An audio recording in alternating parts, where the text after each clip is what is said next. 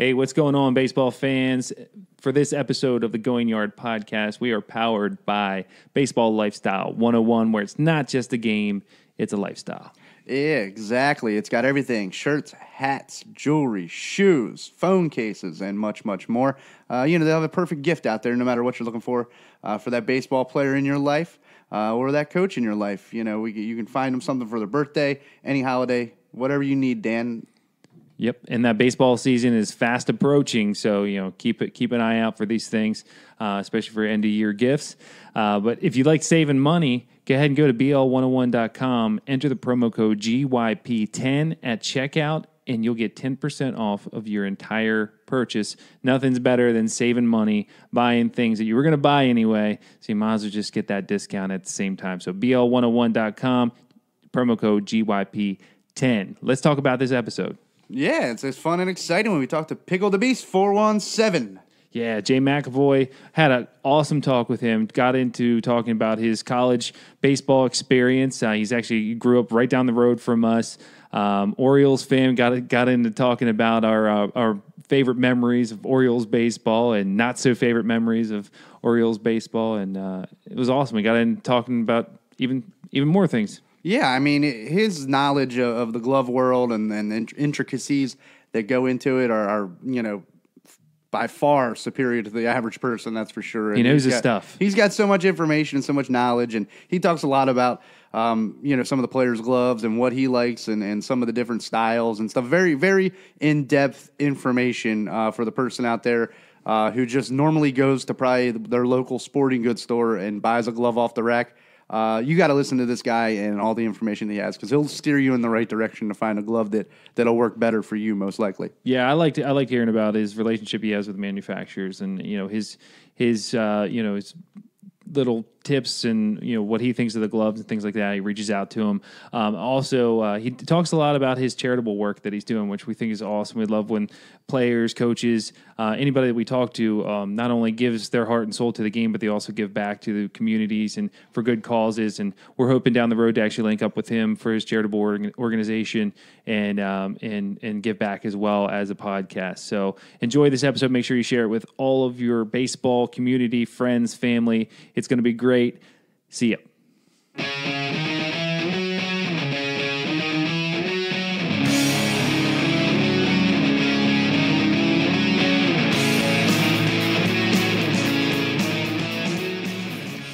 Hey, Jay, thanks for coming on.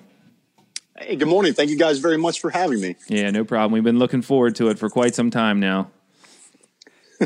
I don't know why you would. Talking baseball gloves is something only the weird people do, right, in the baseball world. So, but hey, if you guys want to talk about baseball gloves, let's do it. Hey, it's a niche, man. It's a niche. It's something I don't know hardly anything about besides I go buy them, and my kid wears them out, and I need to buy a new one. So I just Oh, it's a lot of fun. Welcome to my world. Let's have a chat about it. Before we get that far down the line, though, I want people to know a little bit about your baseball life. I want them to understand why you chose to go down to the beautiful city of Chestertown and go play baseball at Washington College. Okay. I mean, that's pretty much the same as everyone else, right? I grew up loving the game of baseball, just adoring the game, especially in the 80s and the 90s when it was a lot of fun to watch. And I played all through high school. I went to St. John's College High School in D.C. And I actually had wanted to go to college to become a chemistry teacher, and Washington College had a really great science and tech program. So I went there and I played Division III at Washington College and played center field for 4 years. And it was just a fantastic experience down there in sleepy old Chestertown, Maryland. And it was a great time. I got a great education. I met my wife, and I'm still playing today. I was given the skills to excel on and off the field, and I'm really happy with that, the way that my college career went. And then I've been playing wood bat for the last, dozen years, and it's been highly competitive and a lot of fun. So it keeps me busy. Now, I got to ask, we've talked a little bit about this before, but I would like the listeners to hear. I'm an employee at McDaniel College is where I work. And, back then when you were playing, it was Western Maryland. What was it like coming all the way out here to our neck of the woods to play a little bit of baseball back then? I hit my first college home run as a freshman against McDaniel. You're right. They were Western Maryland at the time. And the way that field is situated is that their third base bleachers, there really aren't any, or there weren't any at the time.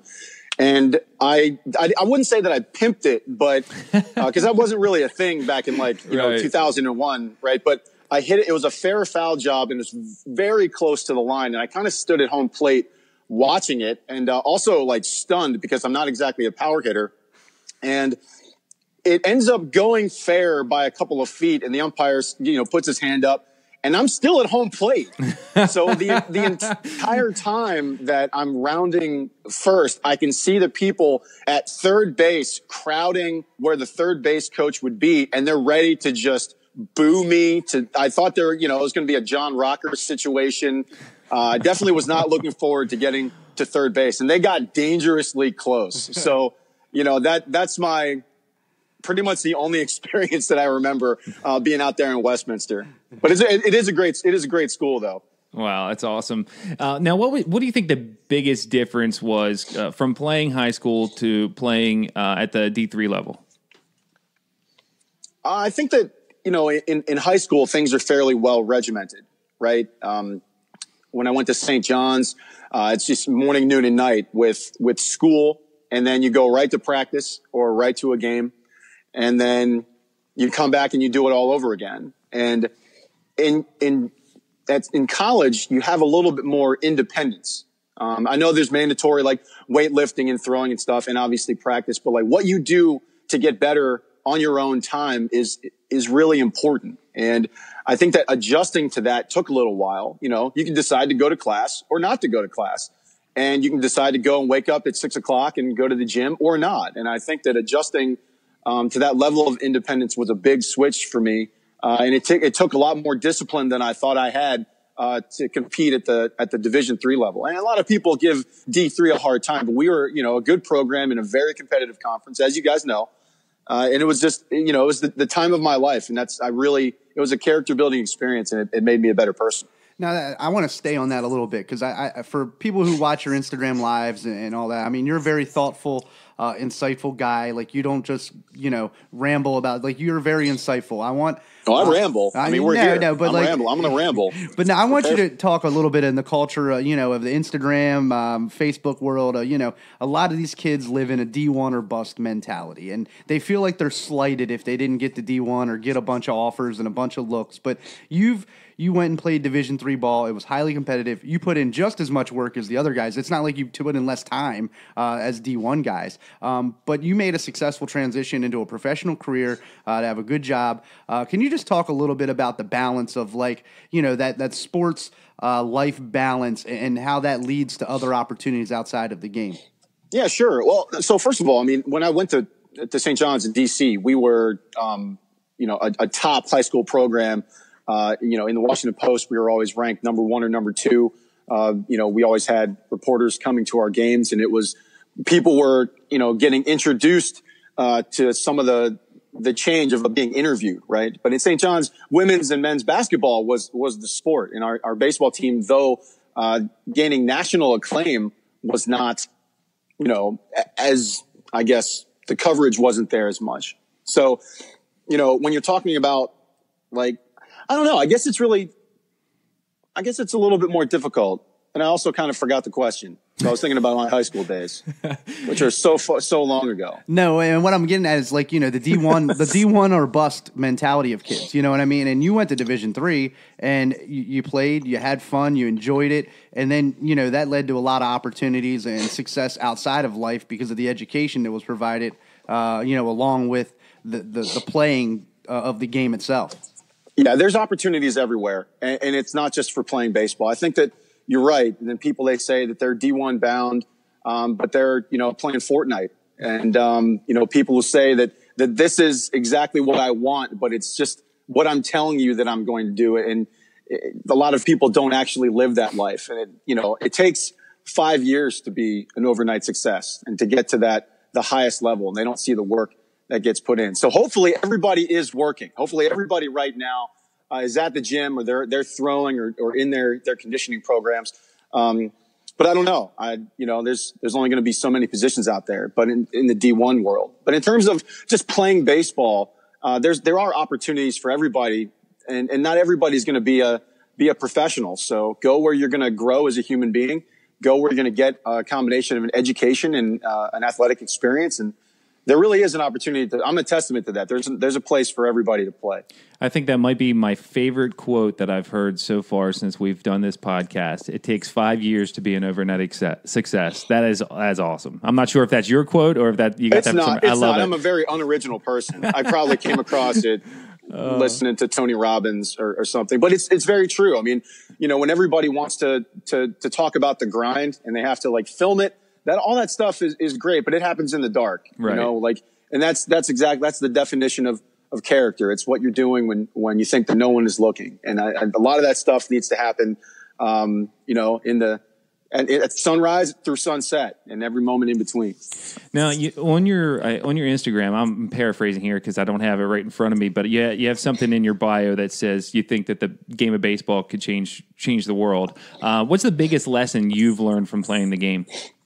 So the quote, well, not a quote, but the thing from the bio is that I believe that baseball gloves specifically, can change the world. And, I do believe that, and I know it to be true. Baseball has given me so much in terms of friendships, in terms of, again, like I said, discipline, and how to be a better teammate has translated to being, a better person, a better man, a better husband, a better father, a better coworker. And there's so many lessons that can be learned from the game of baseball that people might not realize, such as like that discipline and, doing things for the team. And I think that without, baseball, I don't know, I'd be a much, much different person. I'm not very good at basketball, so I didn't really have a chance at any of that. My brother played football. So for me, it was baseball or soccer. But baseball has given a lot to me. And I, through Instagram, I like to continue to give back as much as I can.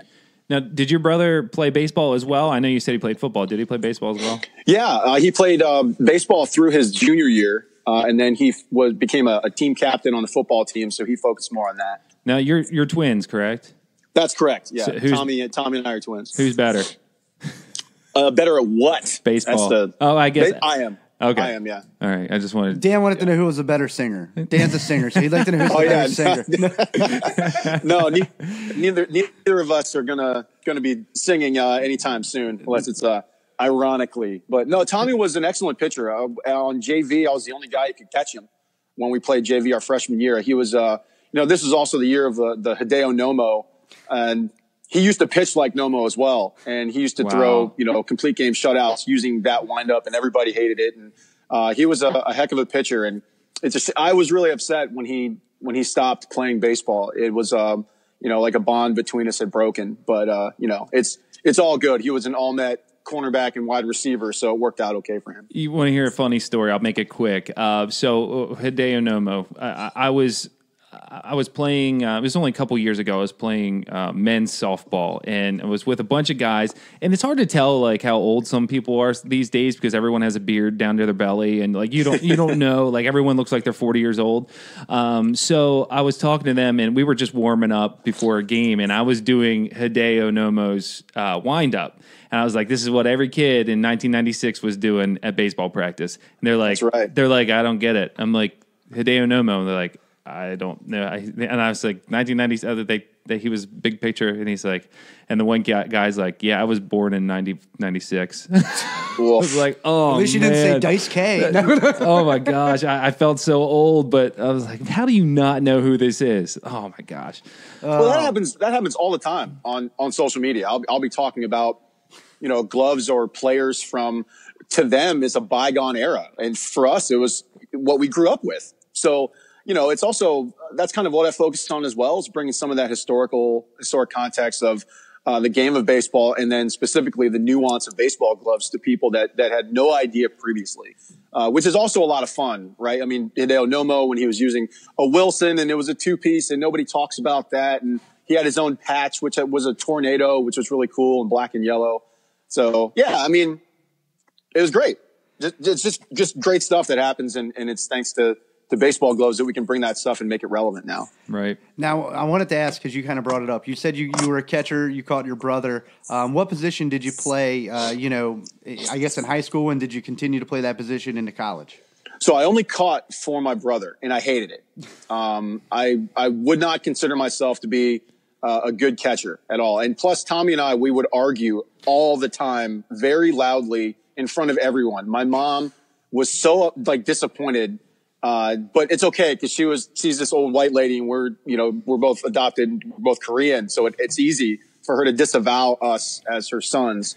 But I was an outfielder, and I've always been an outfielder. And I played center field for all 4 years in college, except for those 4 innings that I pitched total in college, and that went horribly. So I've always been an outfielder. I'm still an outfielder, and I pride myself on defensive mechanics and fundamentals, and that's what I also teach to other kids too. So it's a lot of fun. If they say "Hey, how do I field a ground ball?" I'm like, talk to somebody else. If you want to do over the shoulder drills and drop steps, I got you, but I have no idea how to play the infield. Now, we got a couple more questions before we get into start digging deeper into the glove world. But sure. We know that you're a fellow Orioles fan. It's not easy to be one these days. No. And that's correct. Who was your favorite player to watch growing up? Well, I mean, even as an Orioles fan, right, it was Ken Griffey Jr. Right. I think that watching him and the style that he brought to the game, the flair that he brought to the game, it really, the kid was a star. And when he was coming up is when a lot of the love of baseball was really growing inside, like my brother and I. And we always played what was called the Ken Griffey Jr. Challenge in the backyard, which was one of us would throw a ball up in the air, and then we would both fight for it in the air. Like, that's not safe. We did it on concrete, but we just wanted to rob home runs. We wanted to, fight each other in the air for a ball, which sometimes went horribly. But that's a guy that we really idolized. We got to know his family. We did a lot of research on, him as a player. And, it was Ken Griffey Jr. Nothing against the Orioles, right? There's nothing against them. I love Cal Ripken Jr. and for him to play with his brother as well, to be coached by their father. Unbelievable. But for us, it was the kid. Yeah, and it was funny you were talking about the Ken Griffey Challenge because there's that very popular video of that game where his dad was underneath the ball and he came over and stole it from him. Yeah. Yeah, I thought that was great. Yeah, people always talk about them going back to back in the game, but it's actually that moment that stands out with me a lot more. Yep. Yeah, when me and Dan forever ago, we did our top favorite players of all time, and we both picked, Ken Griffey Jr., we were all wearing our hats backwards. We all got yelled at by our coaches for wearing them like that. His impact on the game and our generation, by far, not only on the field, but off the field and culture, was just on another level. He had his own brand. He had his own logo. He was a pioneer of so many things just from the game of baseball and the charisma that he had. He was a lot of fun to watch, even over here on the East Coast. Again, nothing against my Orioles and our Orioles, but there was just something different. I think it's the way that a lot of kids today look at a guy like Mike Trout. It's the way that they look at guys like Javi Baez, Francisco Lindor. Just the way that they play the game. You don't see those guys without a smile on their face. And I think that Ken Griffey Jr. played the same way for our generation. Yeah, no, real quick here, what's been one of you brought up the moment that, his dad, him running in front of his dad. What's one of the most memorable moments, in a game that you took in person? Also, I didn't take it in person, but it was Jeffrey Mayer. Say no more. I still think about it. Ruined my I still childhood. think about him. I wonder what he's up to. Not Tony Tarasco or Derek Jeter. I know what they're doing. Yeah. I wonder what Jeffrey Mayer's up to. So if you're around, Mr. Mayer, hopefully you've had a successful life after that moment. But let's get together and talk. Let's get a cup of coffee. I got some things to maybe get off my chest to you. I respect you as a human being. But I'm like seething with rage right now. So I think so that's the moment. I think that's the moment for me. Yeah. Change the course of a franchise. I truly believe it. Sure did. I truly believe it. That's when the 14-year drought started right after that. And I always wanted to know, what was Tony Tarasco saying? Obviously he was saying he had the ball, but I want to hear the other words, Yeah, he's pointing up. Like Yeah. he's pointing up and he's obviously motioning to the kid, but he's also saying, there is no God. Our franchise is toast. No, and then you know what kind of really just, I guess our parents' generation look at the baseball games that we watch and they're like, oh, we watch baseball. This isn't baseball. Like last year with Mookie Betts flying into, the stands and they called that an out, when clearly that was going to be a home run, whether the fan had his face protected by a glove or not.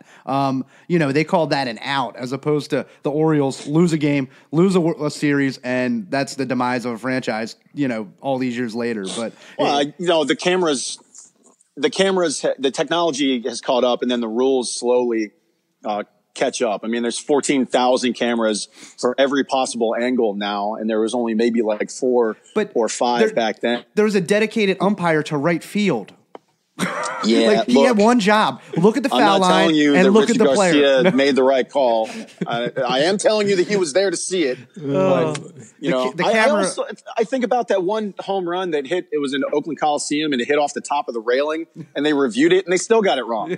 So, I mean, it's clear as day to everyone. The same way that home run was over Tarasco said to Jeffrey Mayer, but we always have that story, and I'll always have that memory, I guess. So, whatever it did to me personally, for better or worse, I'm still here. Yeah. Never hated someone I never met before in my life. I don't know. No, that's not true. That can't be true. If you're a dedicated sports fan, I know. That can't be true. I always wondered who got it worse, Jeffrey Mayer or that Cubs fan who screwed that. Bartman did. Bartman, I mean, yes.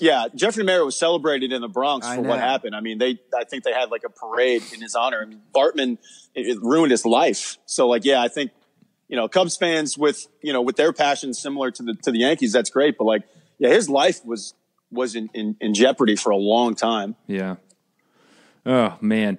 Well, now you do a lot of this exciting stuff in the glove world. Can you tell our listeners who may not know who you're working with and how this all came about?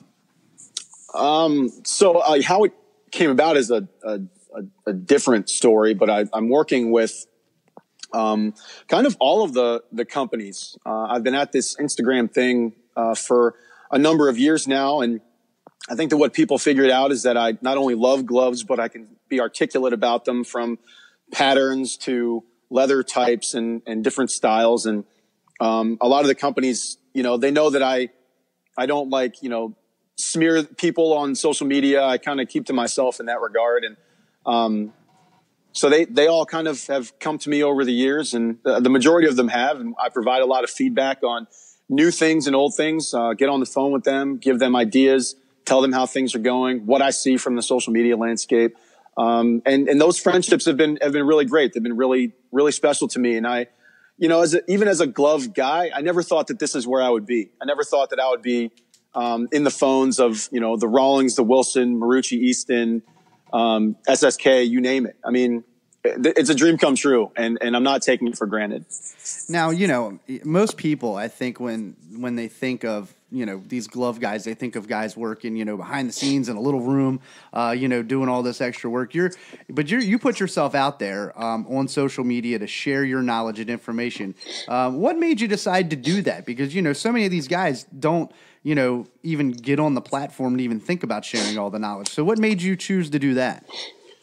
So that's a tougher story. I mean, back in 2014, my daughter was born. My lovely daughter Austin, who's almost 5, if I can believe that. And my son's birthday, he's turning 1 tomorrow.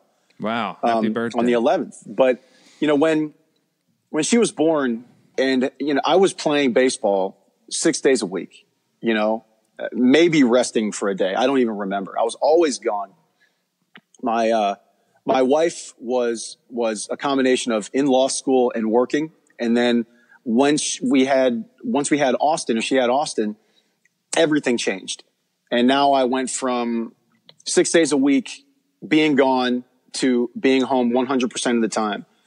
And I really struggled with it for a while. And I was really kind of disappointed that I felt that way, because I'm a new dad. This is great.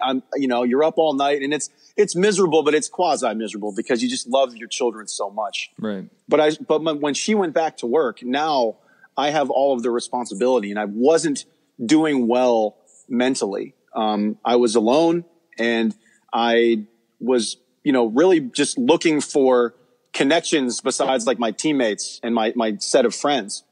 And social media was not something that I'd ever really considered. But I was talking to my wife, and she said, well, I have to work, and I know that there's not a lot you can do. Figure out something you can do at home. You know a lot about baseball gloves. Consider sharing that. Do something with that. And it was tough because I miss the game so much when I'm not playing, and it's right there, and I can't have it. And I just started, Pickle the Beast 417, which is my daughter's birthday. And it kind of, took off from there. And that's kind of how it started. And that's the other reason why I'm just so thankful for the opportunities I've had, because, what was a chance thing has quickly become, well, not quickly, it became something that I'm really proud of. Now you go all around the country educating people on the gloves. What are a couple of things that maybe consumers overlook when choosing the right glove? I mean, they might just be like, oh, okay, this looks cool, and they just buy it. Like, can you talk about some of the things that are often overlooked, and then when someone gets a glove, it might not be the best one for them? Yeah, I think that fit is really important, which goes right to the construction and the pattern. So, depending on you, when I do like consultations, I guess, when parents talk to me and when kids and adults talk to me, I want to talk about what they've used before, what they like, what they don't like. If they say, well, I had a Pro 200, but my hand's a little bit too small for it. Hey, maybe we need to talk about like a Wilson, like a DP15 or a Rawlings Pro 31 pattern. Like there's options out there, and there is a glove for everyone, for every price point, for every for every brand. So there is a perfect glove out there for you, and I'm determined to find it for everyone that takes the time to talk to me about it. Now, with the different webbing, I mean, there's so much more about the glove world that I had no clue about, because I was always the guy that would just go to Dick's Sporting Goods and buy the biggest one they had. Yeah, I'd have to buy a 13-inch glove just because I have this huge mitt already without a glove, and but I didn't really care about the webbing. I didn't care about the if it was one piece, two piece, whatever. Is there anything like for example, like when you see infielders, is there a certain mitt that it seems to be the best for infielders, and then outfielders, is there a certain type of, whether it's the design, the webbing, whatever? Yeah. So it's just the answer. Whatever. Tell me about gloves. Whatever. I don't care. So for infielders, I would say that it's going to be position specific. So if you look at a guy like Manny Machado, he was using an NP7, so a 12.25 inch, and he was using a V Webb, a one-piece web. He'd also used, an I Webb as well. So like that, the webbing is not as critical, right? DJ LeMahieu with his awesome H-Web, Brian Dozier with his G4. So I know that doesn't make a lot of sense, but the important thing is going to be size and pattern. So we're seeing middle infielders transition from what had historically been 11.5 inches to 11.75 inches in the middle. And then, third base mitts, third base gloves are getting bigger. So, they're going to like Mike Moustakas 12.5 inches, which is insane. Wow. At third base. And, pockets are getting shallower, but they're getting longer. And, for an easier transition to get that ball out. So speed is the most critical thing. Getting that ball out of the glove is paramount. So, I mean, for the infield, there's a lot more fluctuation in terms of size and patterning. In the outfield, it's going to be all about preference. You're normally going to see gloves between 12.5 and 13 inches long. The majority are going to be 12.75. And that's going to be, again, personal preference. Like Jackie Bradley uses a full trap. Marwin Gonzalez uses a 1799 for a Wilson, which are amazing. That's my favorite pattern. And that's between an H-Web and a trapeze web. It's going to be just about, what you feel more comfortable with in the outfield. Everywhere really, but right. We definitely see some trends along patterns and webs over the last couple of years. Now, I want to stay on that for just a second, because do you think that some of this is a better quality, a better, more specific design? Players can actually get exactly what they want, no matter, if they're a 12-time All-Star or a, AA player. Do you think that that's led to some of the changes in the glove manufacturing world? I do. I think that one of the drivers for that is that, one, players are smarter. knowing that their livelihood is on the line and the pieces of equipment that they use are critical. So you see that with bats as well. But in the glove world, yeah. And there's also a lot more competition these days. So with more companies springing up, that's only going to help the consumer when you have that increased competition about constantly. Now we're pushing each other, to provide a better product to everyone, at a similar price point. And I think that, consumers have benefited from it, in the last couple of years, and the pros definitely do, because, the big dogs of the industry don't want the little guy nipping at their heels, even a little bit. So they need to provide a superior product. And I think that everybody trying to do that is it's better for the player. Now, one question I got to ask you is you've followed baseball gloves for, is eternity, from at least watching you that I know of, in the 90s and 80s, and I know you got some vintage gloves. What's been the biggest change in the manufacturing of the glove? Is it the quality of the leather? Is it the styles? I mean, what do you think's, changed since maybe we were kids? Obviously we didn't have Dick's really, to go buy gloves at. So we just went to whatever local store we could buy a glove at and play it again sports. Yeah, right. You know what I mean? So what do you think's been the biggest change in that glove industry from when we were growing up to where it is now? I think that the opportunity to provide custom options has been one of the biggest changes to the glove industry. And, companies like your bigger guys like Rawlings and Wilson, they have very sophisticated glove builders that you can build your own glove online, like with your name, with your color, with your web, to your pattern, however you want it. And that's not something that you could do a long time ago. Mm-hmm. And as a consumer, that's not something that I ever thought would be possible. I mean, gloves are always black or tan. Right. That was it. That's how it was. And then when we saw Sammy Sosa with a blue glove, right. Are you serious? Pedro Martinez with a red glove? That's insanity. So, the fact that you can get those sorts of things now is unbelievable. When those builders first dropped, my jaw was on the ground for weeks because, the world is your oyster now. And I think that the companies that offer that, service, has really changed the game for the industry. Yeah, absolutely.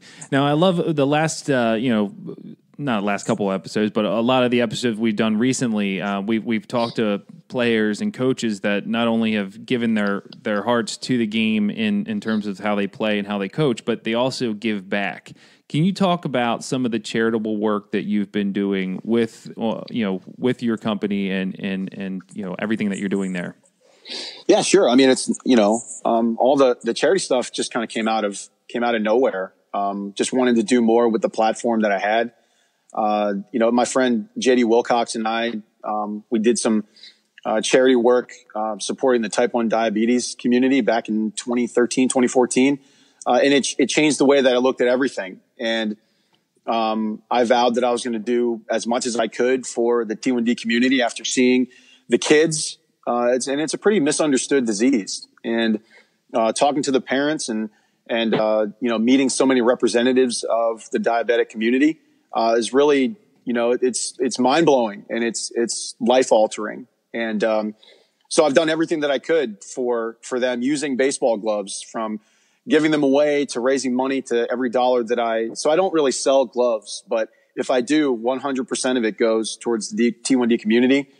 Companies have gotten involved. Guys like great people at Rawlings have provided me an outlet to create my own run of gloves. This will be the third year in a row that we've done it. And all of the proceeds from my friend Chad Johnson are going to the T1D community. So, we're sending kids to diabetic sports camp. We're getting them some of the support that they need, and we're trying to be, good advocates for them. And it's been a hell of a ride, honestly, to get the companies involved, to get the Instagram community involved, to get social media to care about something that I care about. It's been unbelievable. That's what I'm saying, man. It's been just the opportunity of a lifetime, and I'm not going to waste it. Now, I'm trying to tie this in a little bit. I wasn't planning on asking this, but based on what you had just said, and I just from talking to you for this little bit of time and just seeing your post on Instagram, you're obviously a very positive guy, and you have a good mindset, and you're also part of the Baseball Motivator family. I wanted to see if you could talk a little bit about that mental part of it, where you're having that positive mental attitude, and how that has helped you not only in the game but also in your personal and professional life. Well, so first of all, CJ Beatty is great, and the Baseball Motivator is honestly one of the nicest people that I've come across via social media. And it's not just like in the message that he sends, when he's talking to people, it's just the energy that he just exudes when he walks in a room. It's the way that he carries himself at all times. It's so positive. It's so heartening. And I really love talking to the guy. It's an honor to be considered part of the TBM fam. I think that the mental aspect that he covers, guys like Steve Springer and Diamond Hall and the guys that go over, Morgan Stewart, the people that go over the mental game, it's so underappreciated and overlooked. And I think it's finally coming into view now. It's getting a lot more clear that this is something that we need to work on. We need to work on the mental framework of players and in order to become better people and use the game to become better people. And it starts with understanding how to maximize failure as well as, and deal with the good and the bad. Not just like always be positive, right? It's how to deal with things as they come and turn failure into opportunity.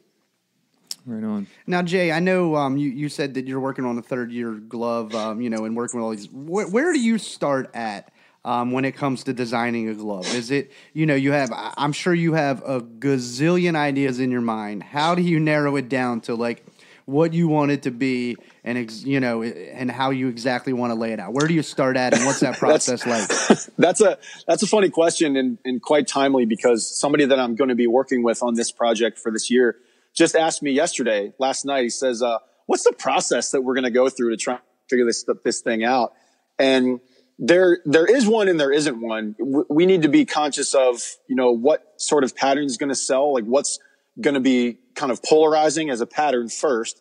And then, what colors people would want. Cause it's not just what I want. It's what is going to, I'm willing to put my ego on the shelf and say, well, we don't have to do, a Griffey style full trap. We can do something that's going to be like, a 12-inch or an 11.5-inch glove.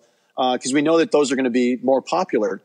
And we really just have to weigh like consumer, needs, consumer wants, and what we perceive to be, appealing aesthetically. So we don't want to do anything that's too out there, but we also want to bring, new features and non-retail features to bear. So there's a lot to consider. It just kind of takes shape over time. Right now, we're just with this, lump of leather, this ball of clay, and hopefully it'll turn into something really successful. But there's really no method to the madness. We really just, we'll get on the phone and we'll just kind of yell at each other about what we can get. And then we'll just kind of greedily put that all in together into something that looks okay. And they'll hope for the best. There's really no method to it. Now, if you can, because, like I said, I would just like you to inform the world a little bit here. Who are some of the people that you've really worked with, deep dived into some of these gloves, and what has that process been like? Because, you do this as a hobby outside of your 9-to-5 job. These guys are doing it for, manufacturers day in, day out. What's that relationship been like? And like I said, I don't know how many of them are involved in the social media community. You're getting feedback every single day, every Instagram live. You're getting hundreds of questions about this glove, that glove. How does that flow of information work back and forth between you and the people working in the manufacturing end? Yeah. So those individuals are also on social media, and they'll tune in. Guys from men and women from all over the country will kind of hit me up and have conversations about that within, and again, I'm not trying to get into all the brands, but the majority of them, they hit me up and they just say, what do you think of this? What do you like about this or that and the other thing? And I'm very forthcoming with information. And, it's because I'm not going to if I don't like something, I'm not going to slam them on social media. I'm going to contact them and give them my feedback. And sometimes that's resulted in positive change. And sometimes it's a slower moving ship, but they know how I feel about it. And it's rooted in education and a desire for those brands to get better, to provide a better product to the end consumer. So, they'll find me, and I'll just get on the phone with them. I'm talking with a glove company all the time, and it's the best thing that I can do during the day. And it's honestly a dream come true. This is not a place where I thought that I would be, where companies from these manufacturers and companies and reps from these companies would want to talk to me. So I'm really thankful for the opportunity that social media has given me. That's got to be pretty wild. And I'm just curious, we've had a few name drops on this show and in past episodes. And who are some of the maybe players that you've gotten to work with, from on the professional side? And who had the most memorable requests when it comes to design, style, embroidery, color? Just curious. Well, yeah. So I only work with them to inform, people and players on like patterns and stuff. And, I'm not really offering guidance on or helping, them build anything as a non-rep. I mean, there's people in our Instagram community that have done that very successfully, but I operate more as an educator and somebody that can just talk to you about, what's going to fit best for your playing style, for the way that you hold it. I've been talking over the last year with Matt Davidson, formerly of the Arizona Diamondbacks, Chicago White Sox, and now is with the Rangers. And there's so many glove guys out there as pros. You kind of assume that they would be, but Matt really likes to talk about patterns and talk about styles. And it's an honor to talk to pros and have them want to talk to you. But I'm like that with everybody. It doesn't matter how old you are. If you're a 10-year-old and you want to know what you should be looking at, we can talk about that. If you're a dad who's buying his daughter her first softball glove, let's talk about that. So, it doesn't really matter if you're a pro, and it doesn't matter if you're not. I'm going to treat you the same way every time. And I don't care. I don't ask how old you are. Or who you play for. It doesn't matter. If you're willing to seek me out and seek knowledge, then I want to give that to you. So yeah, I mean, working with pros is great, but helping other people regardless of organization is what's more valuable to me. Awesome. Now here's something I'm sure everybody wants to know, and all the teenagers that kind of listen to our podcast. Can you give us about 3 players, and maybe it's 3 different brands here too? What 3 players have the best gloves in the game right now that you just are ecstatic about, that you love seeing, that you've put on your hand? What players are they, and what styles are they? Oh, that's absolutely putting me on the spot, and I have no time to scroll Instagram in order to get inspiration for that, to answer it. So the first person that I actually think of is Javi Baez. And what I really like about his gloves is that they're a little bit flashy, and they're a little bit different. He's using a one-piece Webb at shortstop, and his is an SSK. And I expect SSK to make a lot of moves this year. They're signing a lot of young guys like Wander Franco and Bo Bichette, and they've got Acuna, and I think that the future is really bright for them. On the Wilson side, I really like Marwin Gonzalez's choices because he's a utility player and he needs a number of different gloves. So he's going to have a really sick first base mitt. I love his outfielder's glove, which is also a $17.99. And then I also, it's not going to make you guys won't really understand it, but I really like Cole Calhoun's glove on the Rawlings side. Everybody can talk about Mike Trout's gloves, and his are awesome, but Calhoun was using the same model as Mitch Haniger last year, which was a Pro 442, which is a 13-inch modified trap. And it's just kind of cool to see people using different patterns out there. So that's kind of what intrigues me. It's not so much just style. It's going to be patterns and functions and how those things are going to flex. I mean, that 442 is so wide. And I also love Jackie Bradley's gloves too. So, Altuve's is great. The Super Snakeskin that he's doing this year, awesome. The DP15 is always cool, but there's a lot of really nuanced and niche stuff out there, and that's really what I'd like paying attention to. Man, yeah, for putting you on the spot and not having the information right in front of you, you sure did just spout off some facts there. I do this, guys. I do this every day, and I have to be ready for questions like that. You're not gonna, when people are on the phone with you and they want to do FaceTimes, they're trusting that you know your stuff, and and I'll do that with whoever. I mean, it really doesn't matter. It's the best part is that if you trust me to have this sort of conversation, I got to bring it every single time. So, hopefully I did for you guys. Probably I'll think about it later and be like, oh, I should have talked about this one. But for now, I'm okay with that answer. No, I love it, man. It sounds like you're knowledgeable and passionate, that's the best part about this interview right now. I'm just happy to be here. Yeah, that's all it is. I think that people need to consider that sometimes. Is I'm happy to be alive. I'm happy to be talking to you guys. I'm happy to go back into my house and be with my family. I'm happy for all of it. So why worry? Right. You know what I mean? Right. Let's talk baseball gloves. Let's smile about it. Yep, absolutely. Now, before we wind down the interview, was there anything you wanted to touch on that maybe we missed? Like any topics in the glove world that you wanted to kind of hit on before we started winding down? There's so much going on all the time. I think that one thing that I guess I kind of did touch on it that people should know about me is that I love baseball gloves. And it's almost given me a purpose. It's strange to say because it's not anything I'm getting paid for. It's just something that I do on the side. But besides my family, baseball gloves has given me so much back. It's really given me, at times, a reason to get up in the morning. I mean, I got to get on a podcast with Going Yard, and it's awesome to be here and talk to you guys about this stuff. It's unbelievable. And I'm here because of baseball gloves and because of social media and because of the impact that we can have using, both of those platforms and make the world better. And we can find charitable causes and we can, donate to people that need it. And I give gloves away every month, but I don't do it I find people on social media and I just give them to them. I don't need followers or anything like that. Just find good people, find people in need and give them something that'll make their lives better, that'll put a smile on their face. That's what I want to do. And Instagram has given me a reason to do that. And baseball gloves has given me a reason to do that.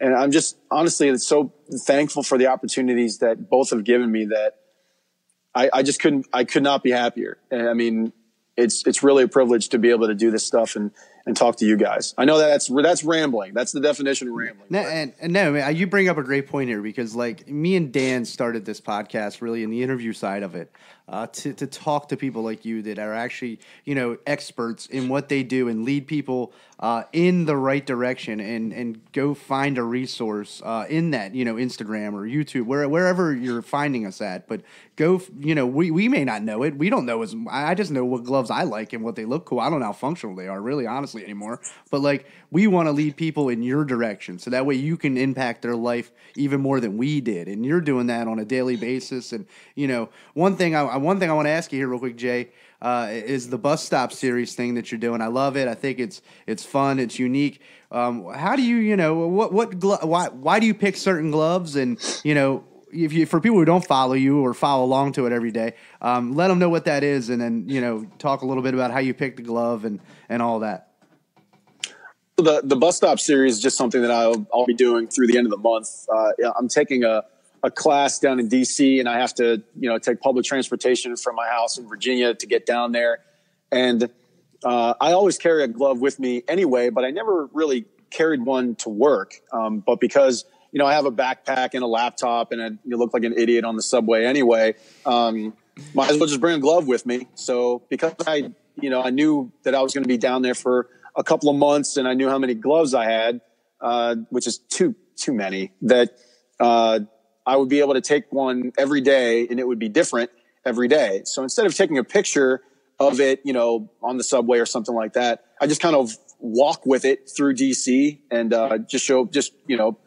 hold the phone up, starting at my feet, and then just throw a glove in front. And it's a different glove every day, so no one knows what it's going to be. And it's fun. Again, it's not about like views or anything like that. It's just about having fun with it. And it's just, I was going to do it anyway. I might as well share it with you guys. Right. Yeah. I love it. I think it's interesting. Now, all I can envision is you got like this, you got 2 kids, you got a wife. You must have like this, kind of like Dan's here. He's got this spare bedroom we turned into the studio. Do you have this like warehouse of gloves and bats and baseball equipment, in your house?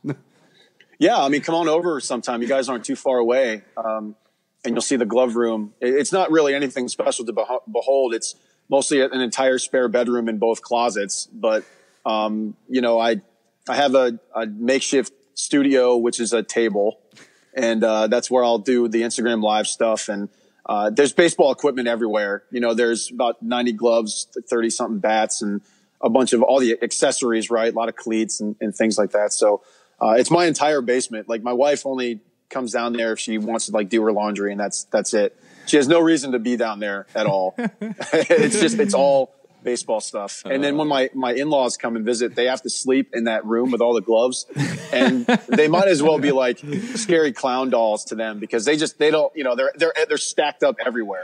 They're on display. They're everywhere. It's tough. They can't get a good night's sleep here. They go to Jay's house and they come back smelling like a leather factory for a week. Yeah. Well, I mean, it smells a lot of conditioner. So a lot of lanolin and vitamin E and pine tar, because, I'm always messing around, taking a glove apart, putting it back together, conditioning them, taking good care of them.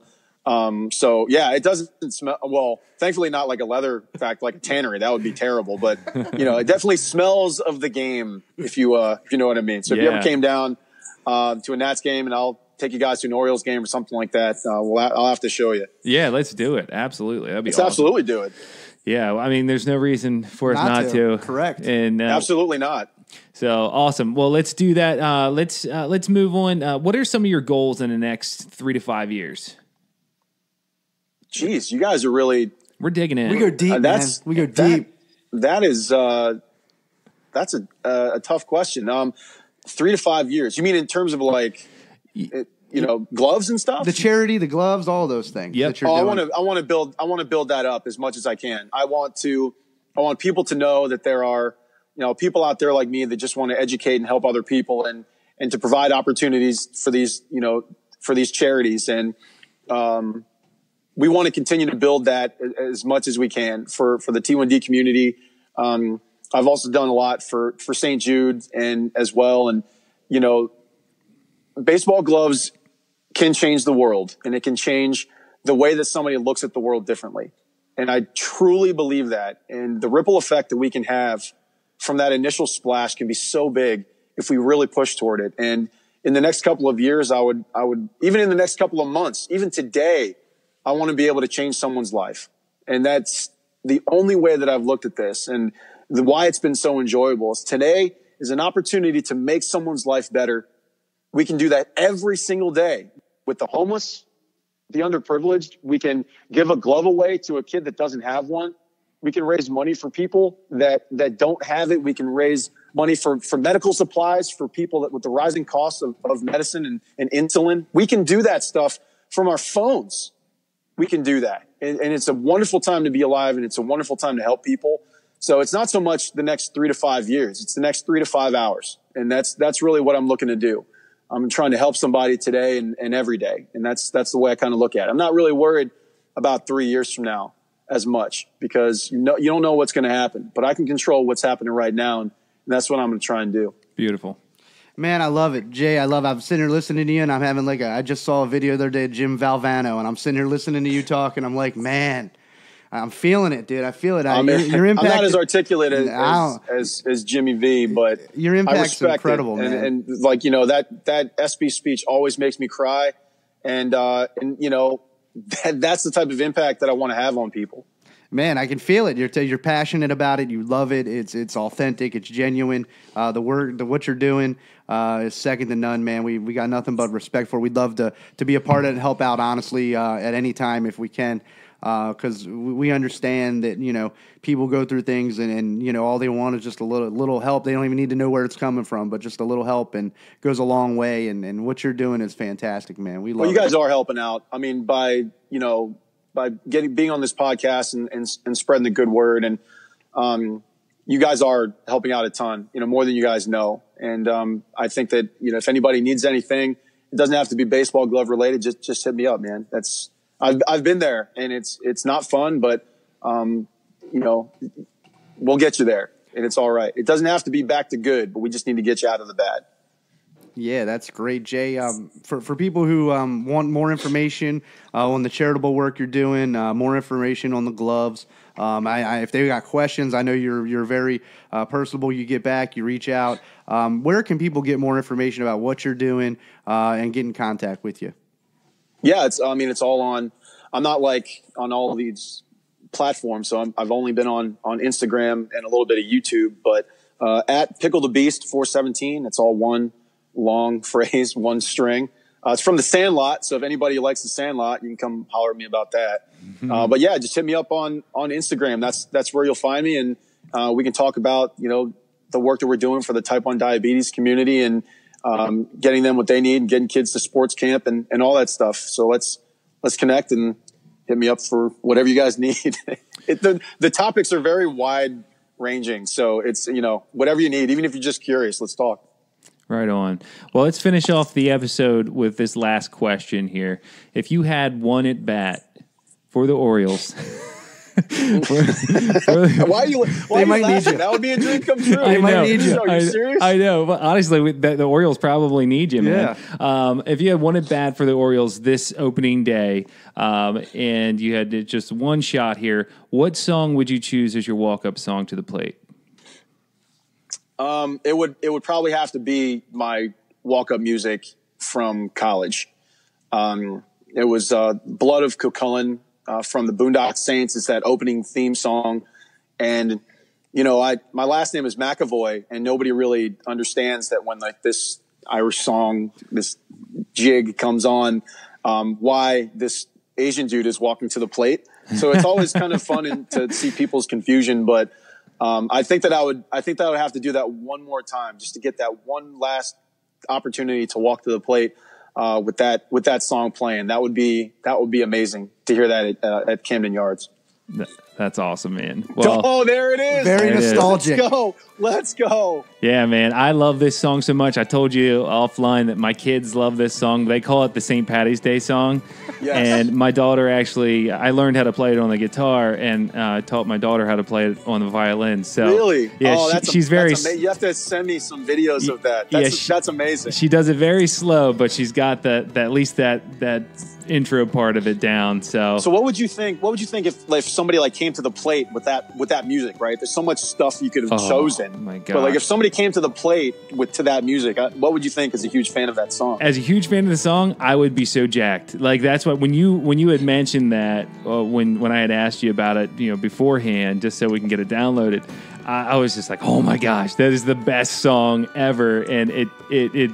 I don't know. This song pumps me up. I don't know why. Yes, it absolutely does for me too. I've heard it for such a long time that it had to be the walk-up music. It's so great. This question is so great because we get so many different answers, and people could just pick the commercial version of something on the radio that's heard a million times, or you could pick something like this that's totally unique to you and your personality and everything that you are. This is what we love about this part of it. Yep.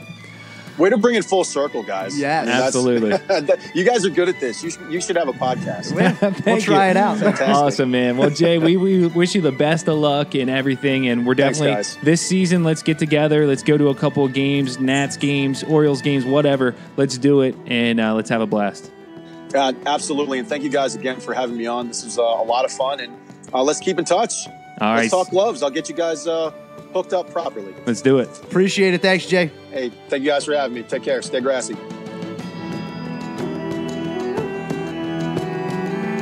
right. Hope you guys enjoyed that interview with Jay. I love talking to him, and we got to talk a little bit more with him afterwards after the interview was over, and he's a hilarious guy. He's just great. I can't wait to hang out with him at the games. Check out his shop. Well, I say his shop, but his basement that he was talking about with all the gloves and bats and cleats. A lot of fun. I'll tell you, we ended the interview and we talked for another 40 minutes afterwards. So very entertaining fella, and I really look forward to meeting him in person. And, he's a very inspiring individual with everything that he's doing. So I can't wait to be around him and take that in a little bit because it's a lot of fun. Yeah, absolutely. Make sure you find us on all things social media at Going Yard Podcast and on Twitter at GY Podcast. Check out our website, goingyardpodcast.com. Subscribe to us on SoundCloud. SoundCloud, iTunes, Podbean, Google Play. Sorry about that. It's a few of them there, but follow us and subscribe to us on all of those. And leave us a 5-star review if you could. That way we can climb those podcast rankings. That's right. So for Jay McEvoy and all of us here at the Going Yard Podcast, I'm Dan. And I'm Tyler. See ya. Later.